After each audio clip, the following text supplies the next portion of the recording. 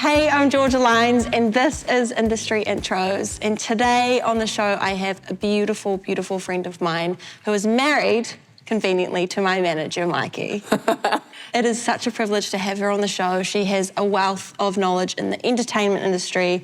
Kanoa Lloyd, welcome to Intros. Georgia Lyons. Thank you so much. Thanks for having me. Thanks for not saying 20 years or I would have felt really old. I mean, we'll stick with the 15 plus. Probably like 10, really. I'm so young. Youthful. Thank you.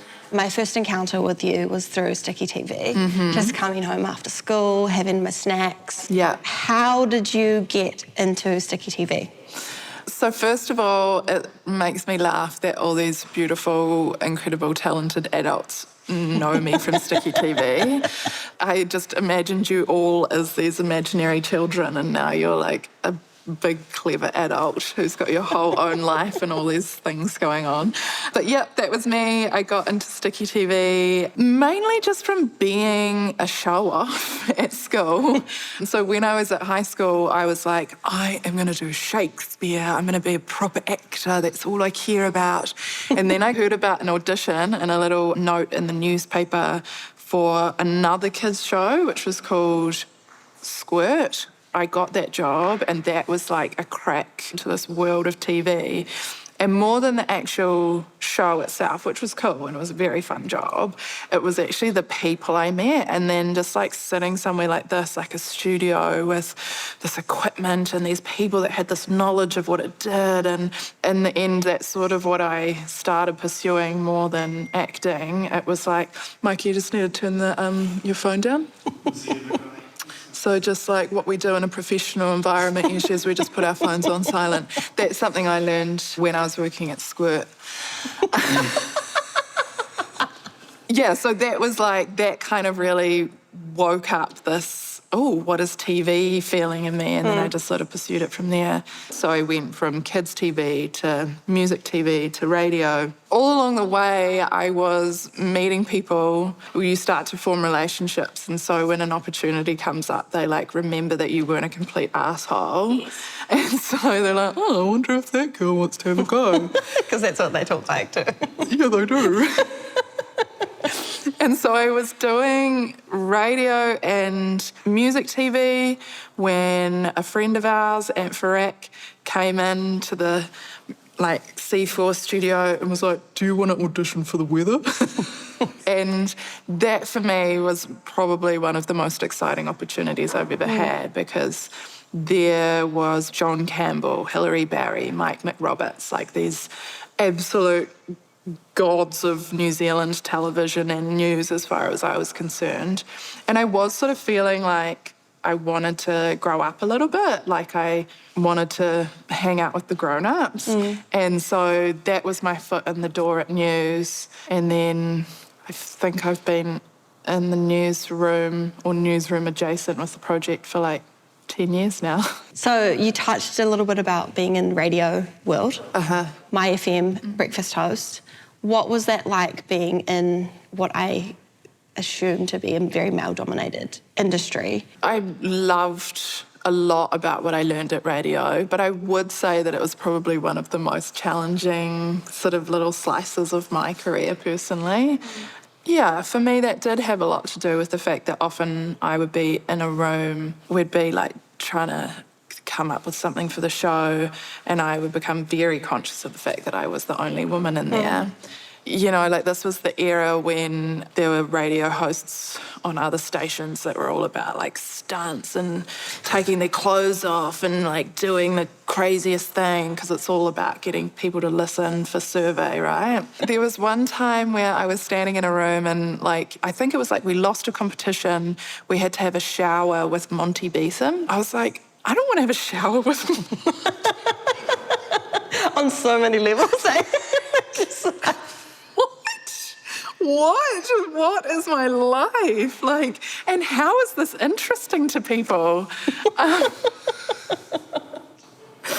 And the weird thing is that I felt bad for like letting the team down and not being a team player and like, oh, if I was a woman from that radio station, like she would do it because she cares. Right. And also, to be honest, I wasn't very good. I wasn't very good on radio. Like, you know, when you can just feel when you've done a cool performance. I don't think there was a single day I finished a show where I was like, yeah, I nailed it. But that was just because it wasn't the right fit. Like, radio didn't fit me and I didn't fit radio. Yeah, I think that was probably the start of me being like, oh, okay, I'm definitely gonna say yes when the next opportunity walks through the door. Yeah. I feel so nervous interviewing you because you're like the queen of interviewing and you're amazing. And I'm like, how am I like asking you questions right now? Like, cool. A couple of things there. One, I'm actually not that great at interviews. I'm a real weird rambler. That's a lie. Just because I do them all the time, I think I've kind of like tricked people in, but it definitely is something that I want to, like a skill that I want to keep building. And two, I know how you feel, because when I was on radio, Mike McRoberts, the newsreader, came in and I had to read the news in front of him. I was like, don't look at me, Mike McRoberts. I don't like it. And now he's my friend. And I know that even though he's got this amazing voice and he is very posh, he's just a normal person. He's just another human being. Yeah. You touched a little bit about the weather. I don't know at what point you introduced this, but you were speaking in Te Reo. Talk to me a little bit about that and the criticism that came with that whole conversation. Yeah, so the weather is like a really weird thing where basically you are your own team. Like I was just very much by myself. And after about a week of doing it, I was like, whoa, I need to change this up. Went back to my basket, my toolkit, and was like, no, I can just add some Māori place names in there. It was not a political decision. It was not like a big momentous thing. It was just like, I'm just sick of saying Hamilton all the time. Let me say Kirikiriroa. Yeah. And so I started doing it and pretty quickly started getting, there was this stupid thing that like I never look at anymore, but that like people can email the newsroom. And so I started seeing more and more of this, we speak English in New Zealand, you know. The reason everybody knows the story and the reason it kind of blew up is that I new to Twitter and not really understanding the power of it. I was like, New Zealand is racist. People don't want me to speak Māori on the weather. It was something like that. And I just like hit send at the end of the day and I was like, woohoo, see ya. Bye. And then, yeah, like my big boss called me into his office to ask about it. It was like in the papers. It was a whole thing. Because I felt like I was still just the little kid, I was so scared. I was like, oh my God, I'm going to get in trouble for my boss. And like, my life is over and this is going to be so terrible. And actually, overwhelmingly, people were like, what the hell? Of course you can speak Māori. What's going on? Like, we support you. Keep doing it. Do more. And so that was a really, like, transformative experience for me to kind of be like, oh, it turns out that being yourself and tapping into something that is a part of you and is important to you, like, is a good thing. And people want to see more of that. When you have, you know, read these emails that you're like, I probably shouldn't be reading this because it's not helping me feel great about what I'm doing. How do you pick yourself up? Like, how do you navigate that? It takes a lot of work and it's taken a lot of time. Like, I have spent a lot of time figuring out what makes me feel good and fortified and safe and nourished. And for me, that's like therapy, yoga, family, time away from work. Yes. Yeah, I just don't really do any social media anymore. And that was a hard place to come to because I felt like I was going to be really disconnected from stuff. But like my actual real human connections are way more important to me. And you know what? Like that energy that I'm not just spending on super online conversations means that I can actually have a real conversation with my daughter, like maybe in Māori, and like save that energy for things that really are important. What would be your advice to someone that is like maybe in the thick of dealing with criticism or just, feeling the negativity from others? Well, I think the first thing would be that it's really understandable that you're feeling crappy if you are seeing criticism or, you know, even if you just sort of feel like you're not winning, like you're trying and getting turned down or that's totally normal to feel bad and to feel yucky, but it's also not the whole truth. It's just a little blip.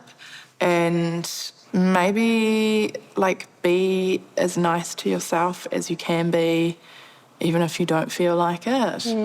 Even if you just can like quiet down that kind of like mean voice, that self-attack voice, it's a really good place to start.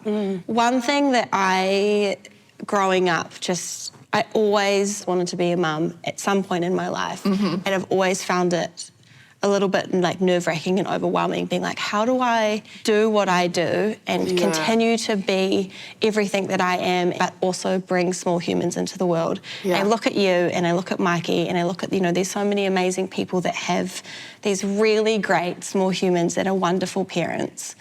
How have you found bringing sweet baby Nico into the world and still continuing to be you in all you do? I think the big thing for both of us is that what we do for work and stuff is a really important part of who we are. Like, we both really love what we do and are lucky to do what we do. So it was never really negotiable that, like, one or other of us was just going to pack it all in and like, parent from home. And the other thing is that I want her to know that Mama goes to work, She doesn't have to do what Mama does, but I just want her to see, like, that going out in the world and going to mahi is just a normal part of life. And she does. She says it. She's like, Mama, go mahi? Kills me. And, like, that's really important for me, like, for both of us, bringing up a young woman to just see that, like, going out there and trying things and working really hard means that you can have some of the things that you want in life. I also think it helps to have, like, a lot of good family and friends that you can turn to and rely on. And it's just so lovely, like, not that I'm ready to have my own children right now, but it's really lovely watching people that you love and admire bring up children and see that it's possible and doable and not have to go, all right, well, I've only got 2 more years left in me before I... No, same for us. I think, like, I still get really excited when I see people and how they parent. And, like, I do find it really inspiring being around all the different people in our lives who are bringing up kids and seeing how they do it. And they're kind of, like, twisting and turning, but they make it happen. And Do you have advice to new artists that are walking into an interview, have no idea what to expect? What would be your advice? So my people that I enjoy talking to the most are the people who are totally themselves. And I think even with someone as big as Lizzo, or like even Katy Perry comes to mind, like, you can tell that even though they're doing this thing, this interview, which is sort of like a work thing, you can tell that they would talk the same to their friend as soon as they're finished. So I think it's the hardest thing, but it's also the most important thing to just be yourself. Like, you don't have to study how an interview should go. And if you're being yourself, then you will just do it. It will just be a good job. Like, how important is it for you to have more wahine, more Māori women in the entertainment industry? Oh, God, it's absolutely essential. I think it's really important, though, that anyone who wants to have a voice, like, starts developing that early. Yeah, I do think of, like, kōrero Māori and think, I hope that you are, like, learning and asking questions and figuring out your opinions and what your voice will be when you grow up, and I hope there's a place for you to speak it. I just don't know what that's going to look like, though.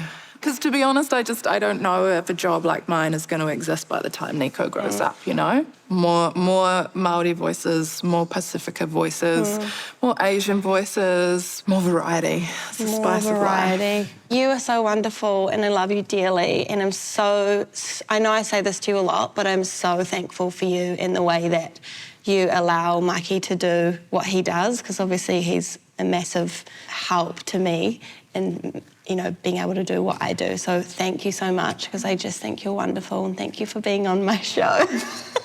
I know. and I am just so proud of you both. If you weren't so amazing and doing such awesome things, then it wouldn't be very easy for me to say bye to Mikey when he has to go over to America and stuff. But you're crushing it. You're absolutely killing it. So yeah, love you too. Love you. Bye. Bye.